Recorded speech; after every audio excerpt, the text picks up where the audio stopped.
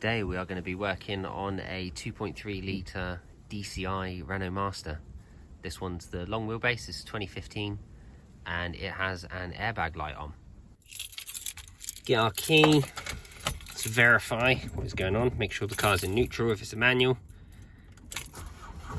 Start her up, and there we go. Got the spanner light, and we have got our airbag light. So the next step is to plug it in and we will see what is going on. In addition to those two warning lights, we've also got the check airbag on the little LCD display. In a right-hand drive car, the onboard diagnostic port is behind this trim here, which just pulls off. So it's got two clips at the top, so you want to pull the top out, and then that kind of allows these to come up and over. Simple. So let's plug in our scan tool. There we go, make sure you've got a good connection. I'm going to put the ignition on in the car, make sure all of the electrical consumers are off so you don't drain the battery. And then we just want to go to diagnostics, find Renault.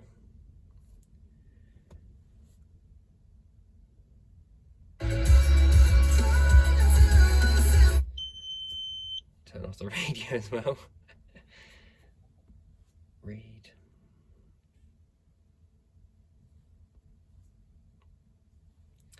M90, so ours is the manual transmission, that's ours, and ours is the PF6 gearbox. There's two different gearboxes there. Ours is the PF6. That would be basically a PF6 is any one that's got the 6-speed in it. 6-speed forward gears, 1 reverse gear. Let's just do an auto scan. Sometimes you find in other modules stuff that you don't find, that you think isn't useful, but then it turns out to be part of the problem. So we will scan everything. Let's see, there we go. Injection 4.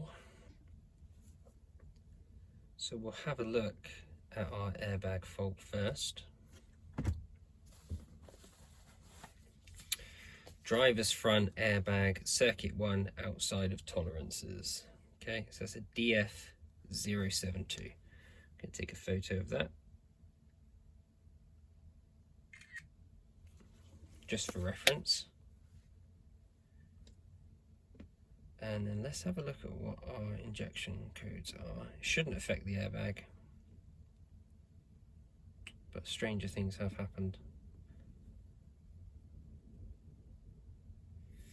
Thermoplunger, fuel rail pressure, preheating. Okay. I don't think any of these are going to be related, but it isn't impossible. On some cars you can end up with an engine management light and an ABS light at the same time, and they're both connected. So let's just erase codes.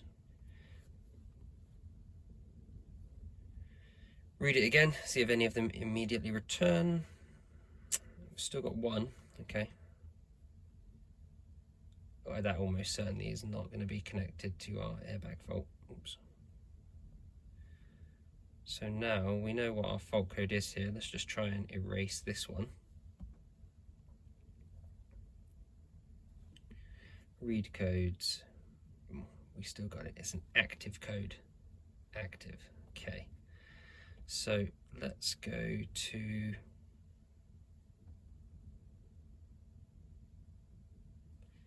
live data, see what we can see. All signals.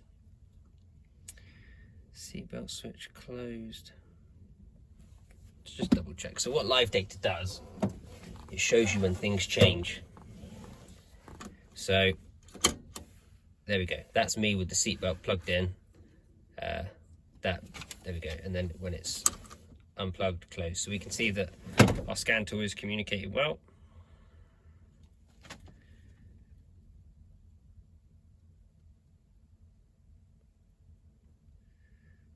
Line 1 impedance, okay, here we go.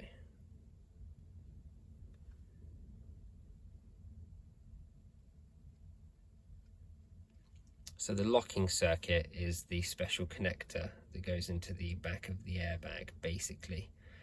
And the impedance I would expect to see between 1 and 3 maybe. So all these readings here are too high. they could all just be caused by a dodgy connection, possibly. So our code is specifically relating to the driver's airbag circuit. So the driver's airbag is what you and I would call the steering wheel. It's that bit that's in the middle where the horn is. So I think what we'll do is, to get going, is we will disconnect the battery, remove the airbag, double check the connections on it, put it back together and see if we can clear the fault code. If not, if that doesn't work, then we can also test the airbag itself and see if it's faulty. We can do a manual resistance check on it and see if the resistance truly is what it's saying here, and you know, verify it for ourselves. If that is the case, just needs a new airbag and it'll be fixed. If it is a connection issue, then we'll find that and fix it too. Can't get the door open all the way on this because it's quite tight parked, but there's no screws in this on my one. It just lifts straight out, but on yours there may be a load of torque screws holding that in. So it would usually be 1, 2, 3, 4, and then there's 2 down there. Just here, 1, 2 long bolts go down there usually. So all we're going to do is disconnect these ground cables from the rest of the car.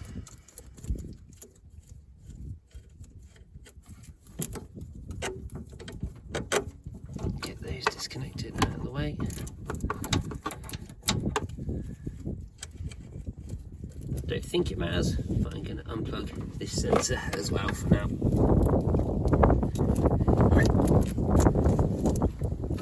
Sheesh. Gosh, she's hard to unplug. Well, maybe I will just leave that. Now, do you know what? Just in case, I don't know how that sensor behaves, where it goes and what it does. I want to make sure the system is completely dead. So we've got no chance of accidentally energizing anything. There we go, problem solved. So in order to remove the steering wheel, we need to get something a bit shorter than the screwdriver into here, and we want to push in, and then as we push in, we want to pull the airbag itself forward. There's a little tab in here we'll depress, and I'll show you that when it's off. And now we'll just try and pop it off. I think the screwdriver's maybe a bit too wide on the end, so I'm going to try with this.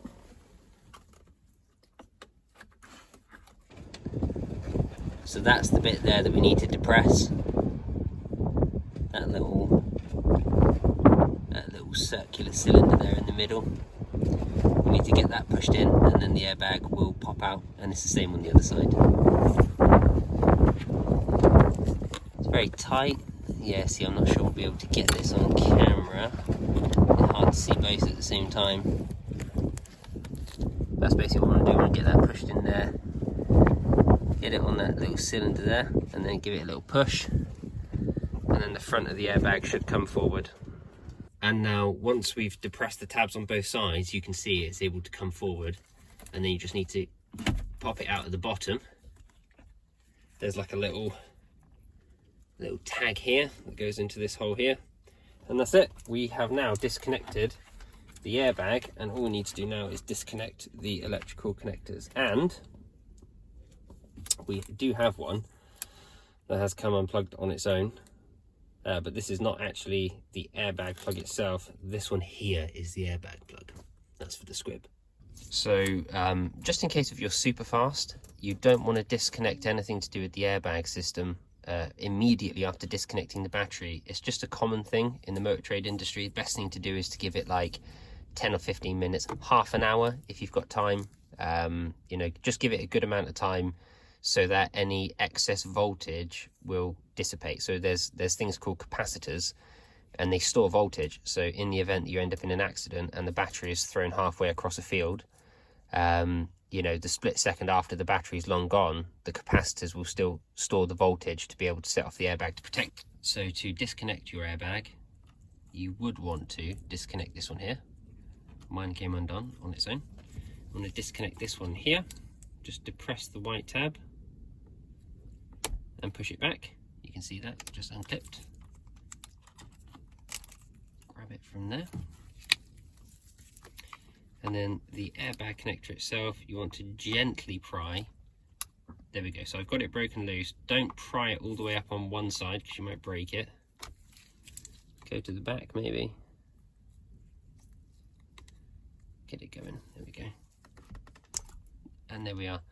So once the red tab is up, it's a safety locking tab, then the airbag can be disconnected. We now have our airbag disconnected. Just for reference, you saw that this one here came unclipped on its own, and then I unclipped that one just there. They are both part of the same plug, so once you pull the airbag forward, you can get a screwdriver down here to depress this tab, and then this whole connector will come out of the back of the steering wheel, and you could leave these two connected to the airbag itself. And that's where I'm going to put it now. I'm going to plug it back in, and then when we reconnect it, we can just plug in one connector. So the fault code that we're trying to resolve comes from a high resistance reading. So when you measure the resistance in the airbag, it's too high, and that can be caused by a few different things. There are 2 pins in here, one in either side of each hole. There's 2 holes there. There's 2 pins, and those pins, they clamp onto the post that is inside the airbag, and these 2 lines here will give a resistance reading to the crash control unit or the airbag control unit, and it will tell it what the resistance is. If the resistance is wrong, then it will give a fault code. If the resistance is right, then the airbag will continue to work. You can just see here the pins there inside. That's 2 pins, and then there's 2 pins on the other side, but I don't think you'll see it because there's no light shining on them. But basically what you can do is you can put a little safety pin in there, and you want to push them together. So you want to push in that side, push the pin this way, hold the connector that way, push the pin in on an acute angle, and then push the pin towards the second pin, and that can just help it to make better connectivity. Poor connectivity from this connector can be the reason for this light. It's not the only reason, it's just one of them. In the airbag, we have these 2 posts. Those posts are what you need to measure the resistance between. However, if you look at the back, there are these 2 little spring leaves there. They both touch the posts. They're called shorting bars, and what they do is they prevent accidental detonation of the squib. So basically stops you from blowing up the airbag by mistake. So if you wanted to actually measure the resistance of this, what you'd have to do is these little posts here. So there's one, and there's the second one there, and you can see they go down and touch the post. You have to slide something over the post to hold the shorting bar away, something non-conductive like a piece of plastic tube or something like that. Then you would be able to measure the resistance of the airbag itself. So if we take a resistance reading from our airbag with the shorting bars touching like that, we will get nothing. So you can see there, we're touching it, sliding off, touching it, nothing. Okay, that's what the shorting bar is designed to prevent. So if we slide a bit of plastic in between the shorting bar and the pins, and then we take another reading, we'll get the actual resistance reading of the airbag itself.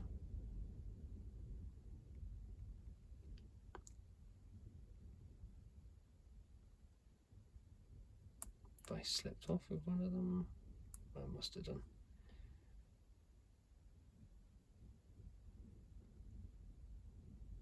Yeah, so about 2 ohms is our resistance reading. That's fine. So if we replace this airbag, we would not fix the airbag warning light. So let's try and show this again. You can see there's a pin on this side, and then there's a pin on this side as well, and then there's a gap in between. So now you can see both of them. What can happen with these connectors is that the pins, they're not clamping hard enough on the post, and that creates an incorrect measurement reading. It can also be down to damage in the wiring. You can see we've got a little bit of chafing there. See on the blue wire, there's a little bit of discoloration. I'm not immediately worried about that. It's not broken the sheathing. I don't expect the cables broken on the inside, but that isn't impossible. This is the most likely reason, so we're going to go with this one here first. What we're going to do is we're going to squeeze a pin, a little safety pin. See there where we get the blue? Going to squeeze it in on that angle, and then we're going to lever the post back towards the middle, and then we're going to do the same on that side. Put a pin in there and then squeeze it back towards the middle so that it makes better connectivity, and then we're going to put it back together, and then we're going to clear it for fault codes, reconnect the battery, clear it for fault codes if any, and see what we're dealing with. So to resolve mine, I'm going to try the old pin technique. So I'm going to push the pin in there, and I'm just going to lever it over a little bit, pull it out, don't go mad on it, put it in on a pretty extreme angle again, and then bend it over. Same on this side here. There we go. And then just bend that one there in. And then same thing on this side here. It's a bit tricky to get it around the side of these outside ones. There you go. But you can see she just slide in a little bit, and she's on the right angle. So she's going behind the pin, not in front of it. And then we just bend that one there in. I wasn't sure about this side, so I'm just going to redo that. There we go. Yeah, see, same on that side there. And then we just want to bend that pin there in. So that should be our pins bent in a little bit. Now we will reconnect our airbag, and we will see what the car says. So when reconnecting, we want to reconnect our airbag one first. So we want to make sure the red tab is pulled out, push the connector down, get that connector in there.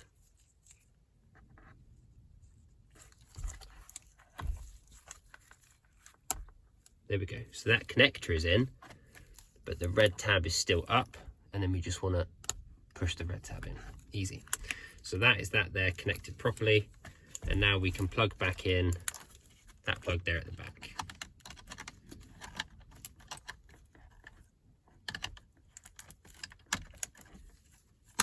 So before we clip this back in, I don't want to clip it back in just yet, I'm just going to leave it loose for now. Let's go and reconnect the battery. Back by the battery, get that reconnected, make sure she's tightened down, so you've got some good connection. And now reconnect our posts.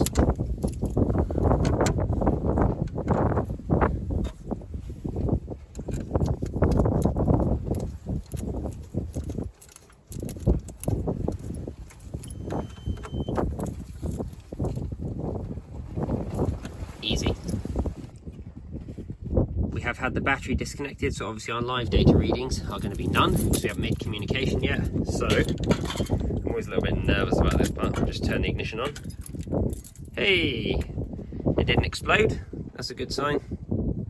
So with the ignition on, we want to come back to our scan tool, and then we want to clear any fault codes so that nothing logs. There we go. So did it fix it for us? Now, if it didn't fix it, we're likely to have a wiring problem somewhere. But if it did, there we go. So in this instance, and it's not the same on every single car, every car is different, but in this particular instance, it was just that the pins weren't grabbing the posts enough. As simple as that. So it's a really simple fix, but it's a really easy one to go out and buy a new airbag, throw a new airbag in it, and it may even fix the problem, because you may find that while the posts aren't plugged into anything for a while, you know, they kind of clamp up a little bit, and then the airbag will go off for a little bit. Or it could just be that the fact that you've disturbed it and then put it back together, it's fine from then on. Some people even just report they unplug it and plug it back in and it's okay. But just squeezing those terminals together just helps it to have that long-term reliability, which is what you want from your airbag system. So hopefully that helped you out, gave you a few little tips on how to test an airbag system. And if you have any additional tips, drop a comment.